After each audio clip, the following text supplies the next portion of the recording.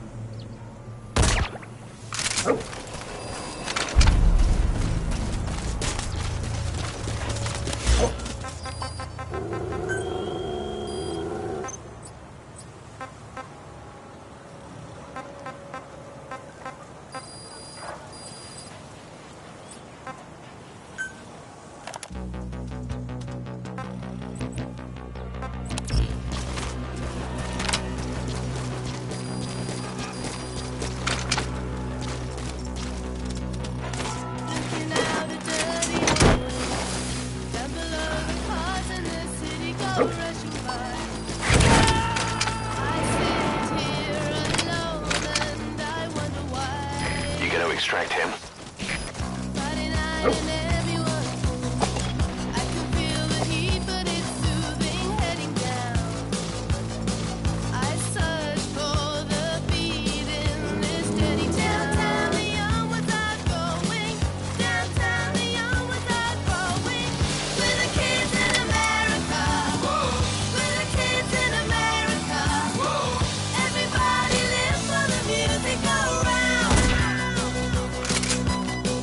Bright lights in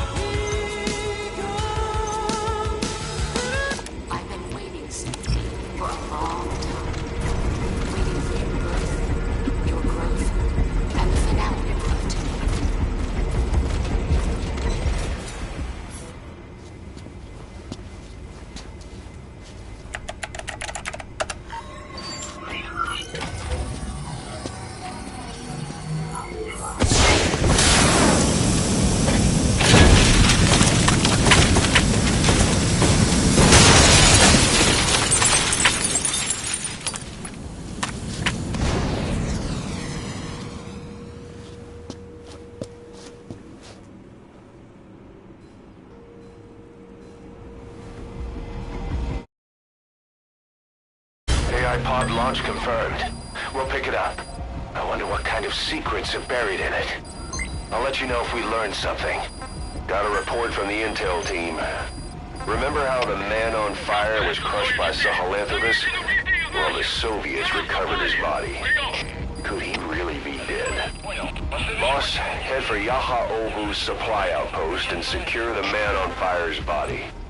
If Skullface was right, and a thirst for revenge can turn a man into a demon and keep the dead alive, then this man on fire who's been coming after us ever since you woke up, well, that just might be what's left of our old friend Volgan.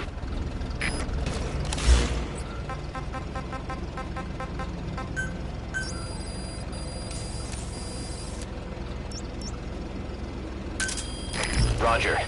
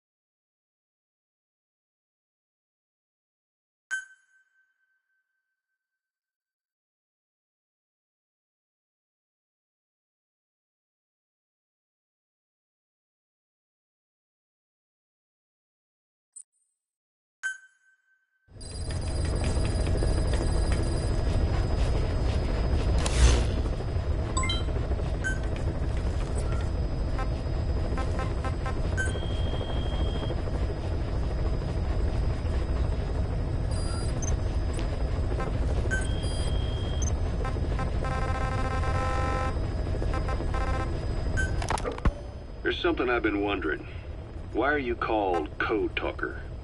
During World War II, the U.S. military used the languages of different tribes, including the Navajo, as codes, right? I know the term Code Talker was used to mean people sent to the battlefield to speak in those codes. Were you one of them? Our mother tongue was indeed used for war. But I did not go. I was already over the conscription age.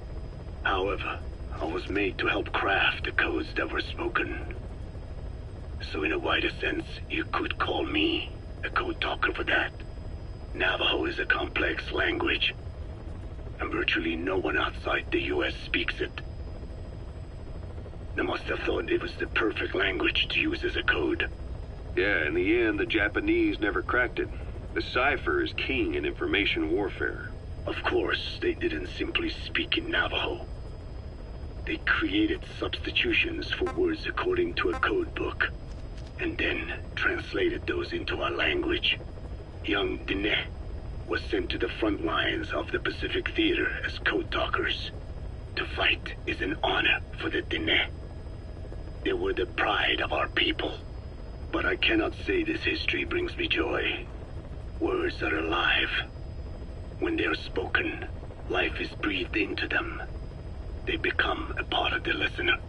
Our words were transformed into lifeless ciphers and used for war. This, after the Black Ana spent generations suppressing the language. Yeah, I'm sorry. So I guess we shouldn't be calling you Code Talker, huh? No, I do not mind. The reason Skullface called me Code Talker was because I also am responsible for coding language into the vocal cord parasites. I am the same as those young warriors, used for a cipher's sake. I must never forget that. The name, Code Talker, is a lesson carved into my being. You said Skullface ordered you to weaponize the vocal cord parasites. But you also said he wasn't the reason. And he wasn't. I was seduced by the parasites. That is a fact. How? You mean from your curiosity as a scientist? That I cannot deny. But there is more to it. The story goes back to the 19th century, to my earliest memory. One day, a man from the government visited our Hogan, our home.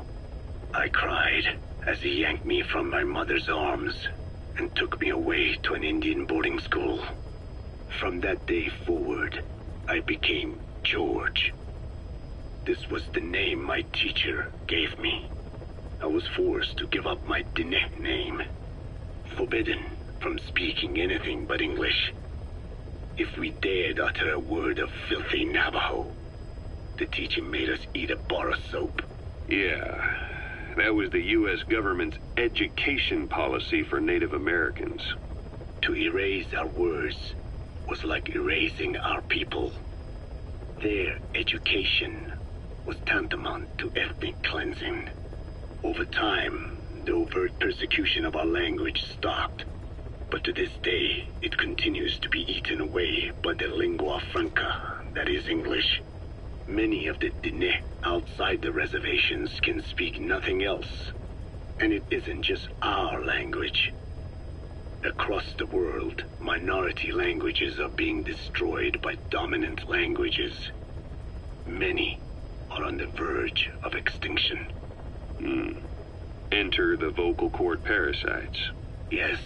I began thinking that minority languages needed some sort of deterrent against dominant languages.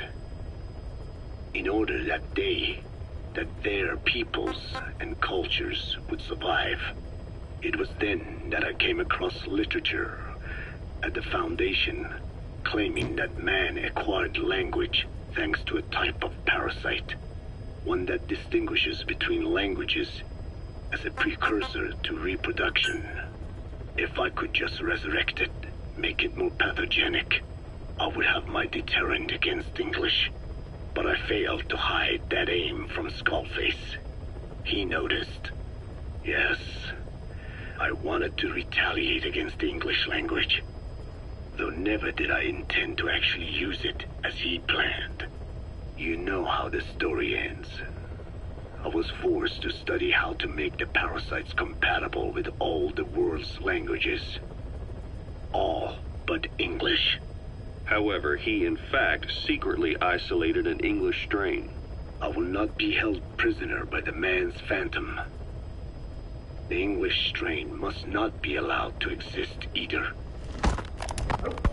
A ruler's greatest wealth is not money or land.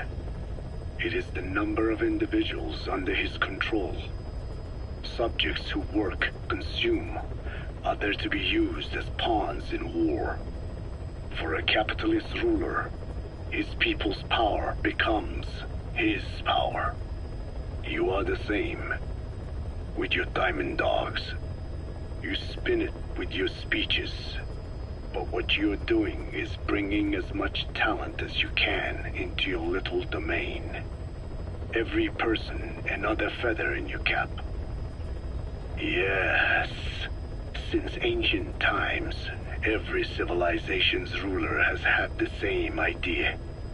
When people unite under one will, they become stronger than the sum of their parts.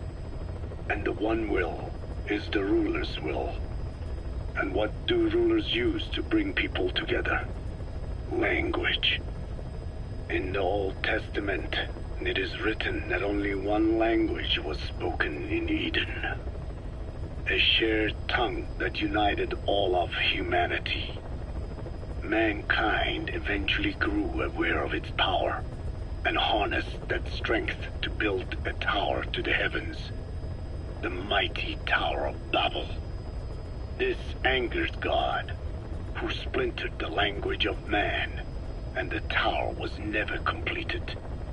Languages emerged, and the earth was divided as men went their separate ways. Every age is the same. A ruler's first order of business, after conquering new land, is to force his tongue on its people. Ancient Rome, Napoleon, and now Zero. English is wreaking havoc around the world right now. The British Empire tilled the land with war as its hoe, then began planting the seed that is English. Eventually, American capitalism became the new instrument. To play its game of wealth, you only had to abide by one rule: English. By exploiting people's desires, English has become a leash that people gladly wear around their necks, it would seem.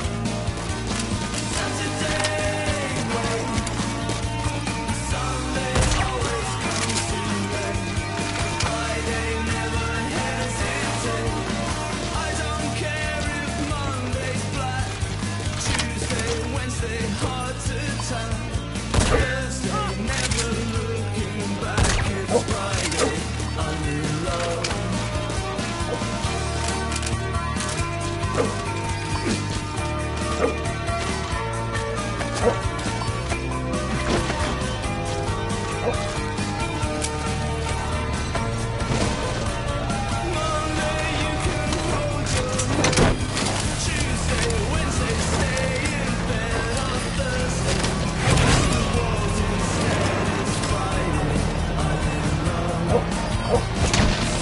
gotta extract him.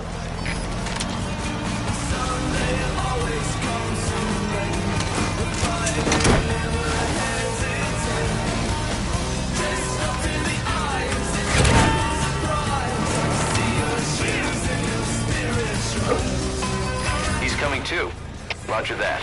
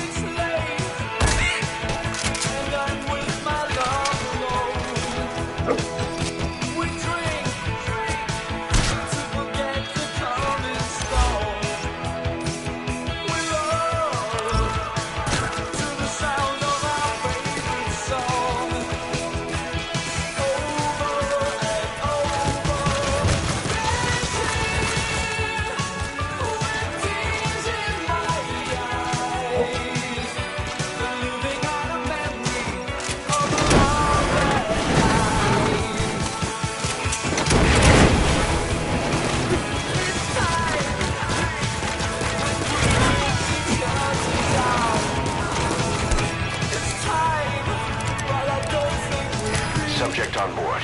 Leave the rest to us.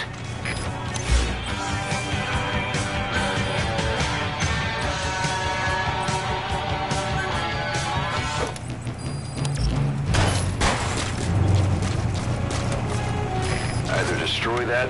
Turn it off to shut off all the lights and surveillance cameras in the outpost. But of course, the enemy will realize something's up. If you're gonna do it, be quick.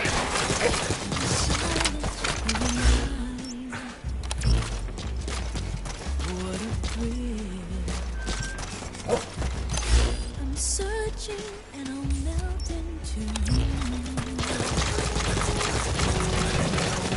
Feeling the heart, but you're so supreme. I give my life, not for honor, but for you. In my time,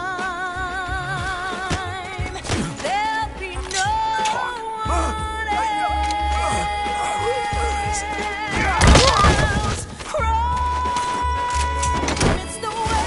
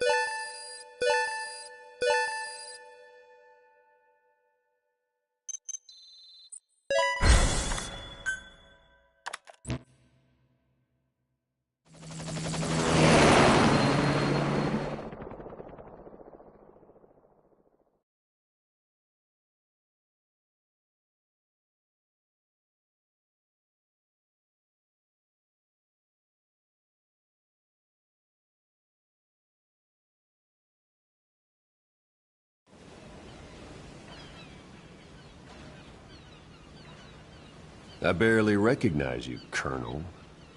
Skullface used your thirst for revenge against Big Boss, did he?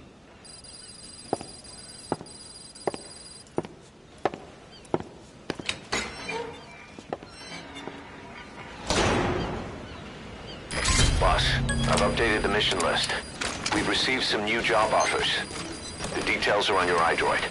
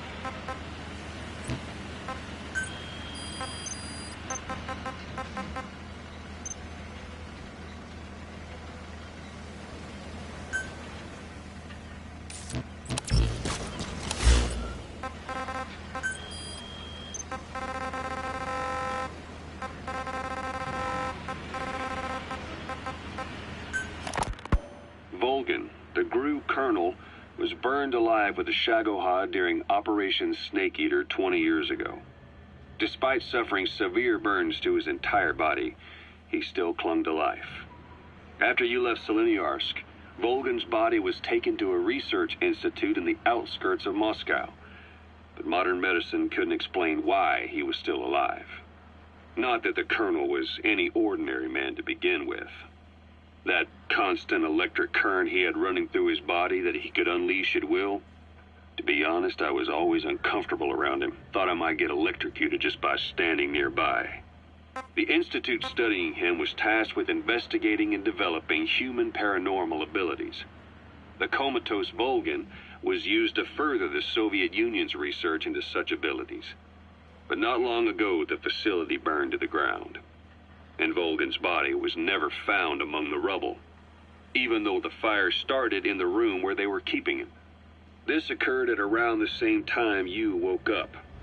If Skullface was right, and a thirst for revenge can turn a man into a demon and keep the dead alive, then this man on fire who's been coming after us ever since you woke up, well, that just might be what's left of our old friend Volgan. It's not over yet. Back in '64, in Seleniarsk, you brought his plans for a utopia down in flames.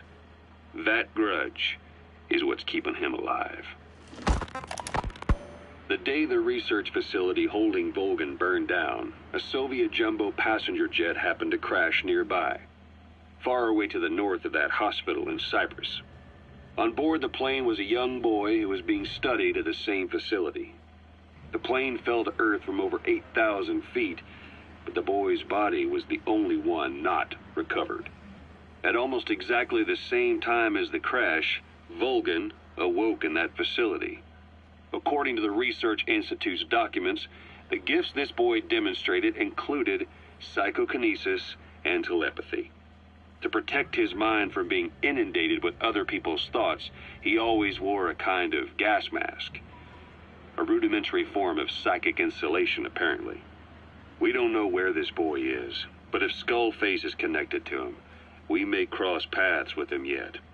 This boy is part of a new age where nothing we understand about the world makes sense anymore. Don't let your guard down.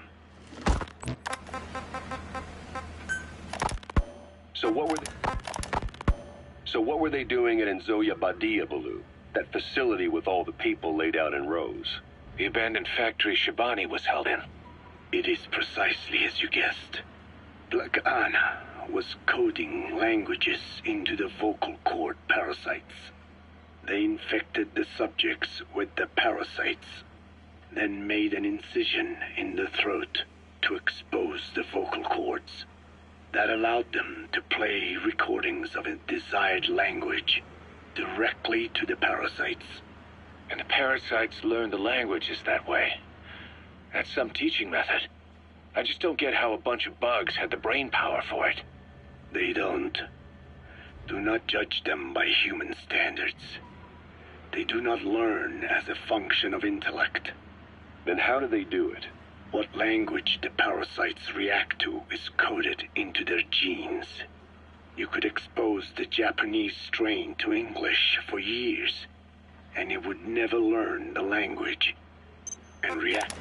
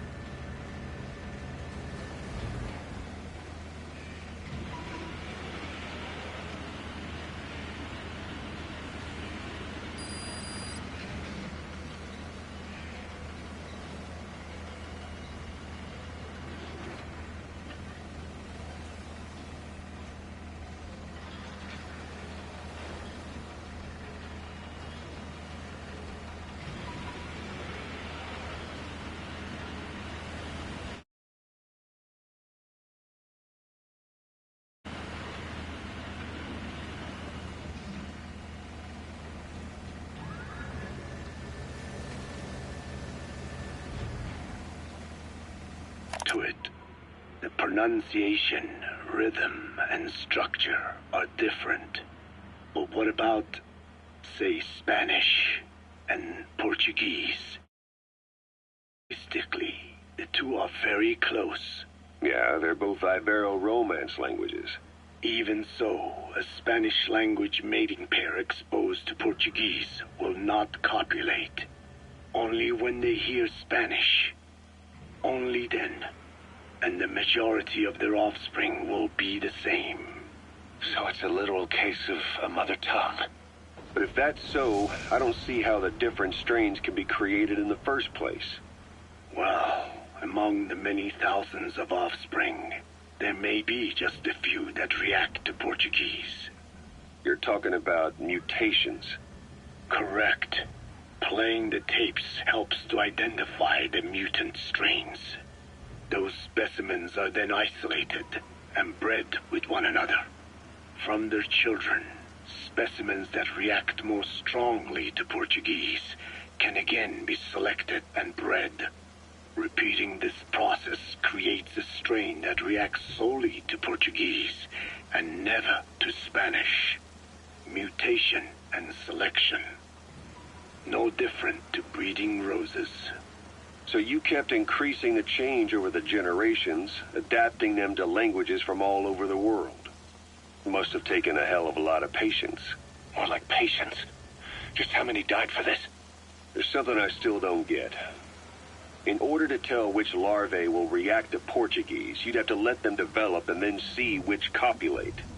That means you'd need tens of thousands of guinea pigs. There's no way you could do that in a facility that small. For normal selective breeding methods, you would be right. But there is a more effective selection method when training the vocal cord parasites. Go on. It is not only when mating that the parasites listen for language. Shortly before hatching, larvae display markedly increased activity in reaction to particular language. The active eggs can be identified under a black light, so the eggs that react to Portuguese are selectively placed in the throats of subjects. So you see, narrowing down strains that react to the target language is an effective process, though I'm sure that even so, many lost their lives to create the various strains. Taken against their will into that dungeon. There are two reasons for playing the tapes for the parasites. One, to isolate the eggs that respond to the target language. And two, to cause the specimens raised from the selected eggs to mate. I get how the system works. But why do they respond to language before they even hatch? It's not like they can mate from inside an egg. It is because the larvae learn the language before hatching. You mentioned that what language the parasites respond to is hard-coded into their genes, and that they don't have the brain power to actually learn a language. But then you say that the larvae at Nzoia Badia Bulu were learning the languages in the egg. Your story doesn't add up. Your country is home to a unique songbird. The Japanese bush warbler. Sure, what of it? What a beautiful call it has. But no bush warbler can sing it perfectly at the start. As chicks, they can barely chirp at all. They must learn from their parents and other adult birds. Only then can they sing properly and attract females. So naturally, there are individual differences in each bird's call. Though they start on the same footing, each bird is influenced by its teachers. And the parasites are the same? Like the birds, the parasites have a genetic predisposition towards a particular language.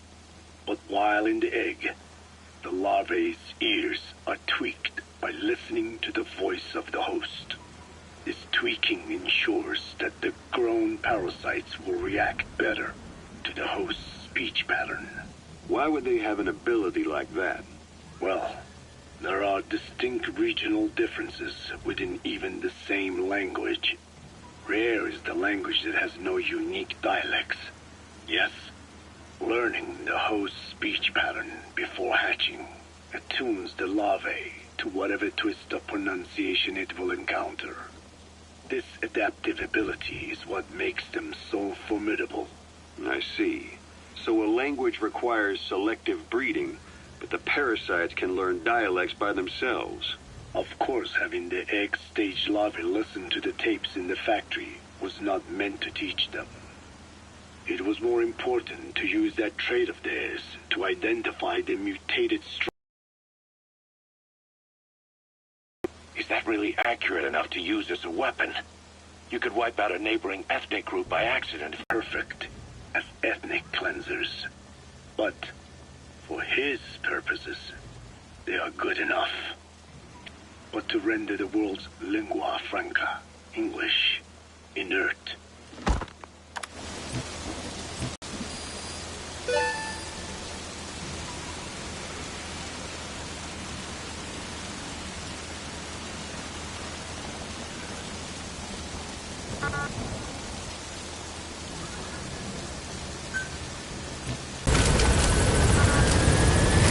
This is B-Quad.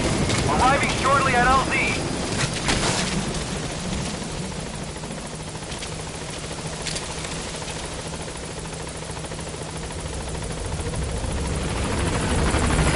This is B-Quad. On station at LZ.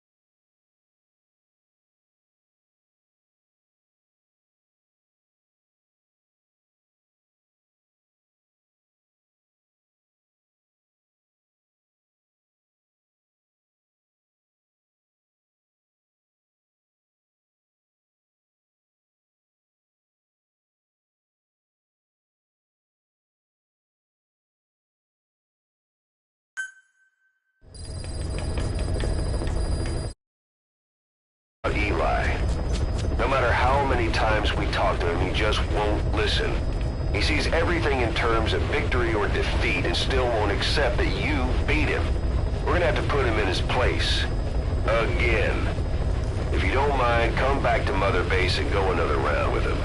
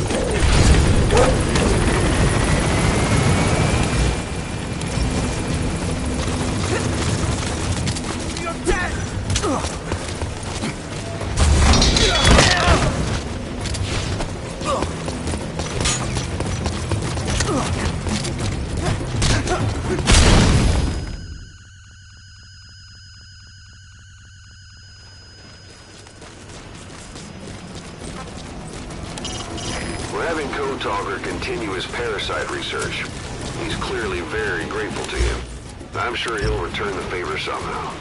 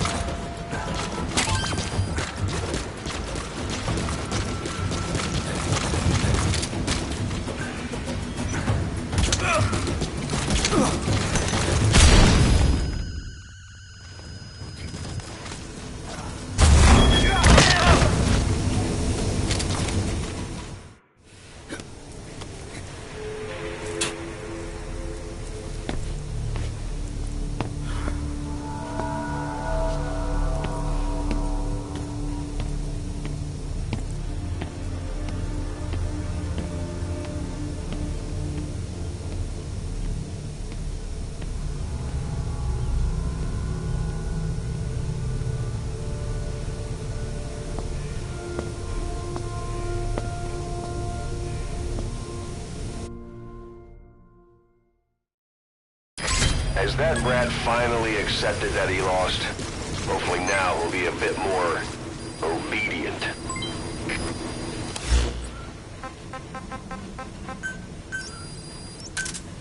Roger.